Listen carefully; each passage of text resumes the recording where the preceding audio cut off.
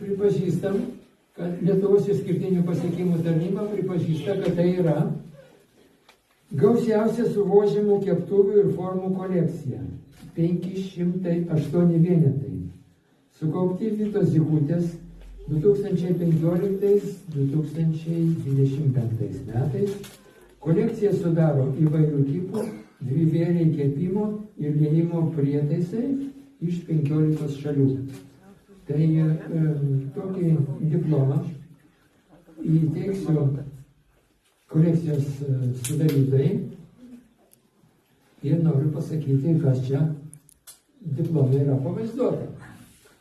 Taigi, kadangi mes registruojam išskirtinius pasiekimus, čia dar seno pavyzdžio diplomas, nes mes jau persiregistravom. Agentūra Faktum perregistruoti Lietuvos išskirtinių pasiekimų tarnybą, todėl, kad gana mums tarpusavį šnekėtis angliškai.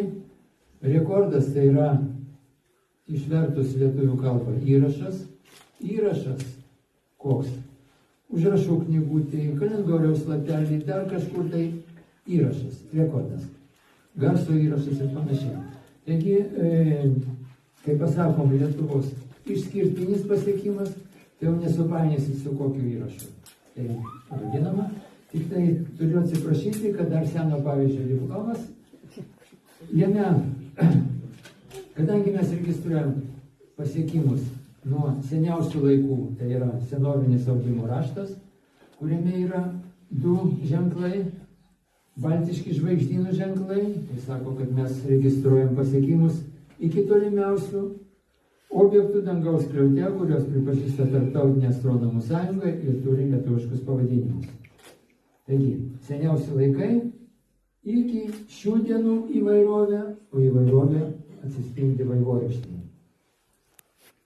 Kad leiskite įteikti pažymėjimą, diplomą, kurio patvirtinama, kad tai yra gausiausia suvožimų keptuvių ir formų kolekcija.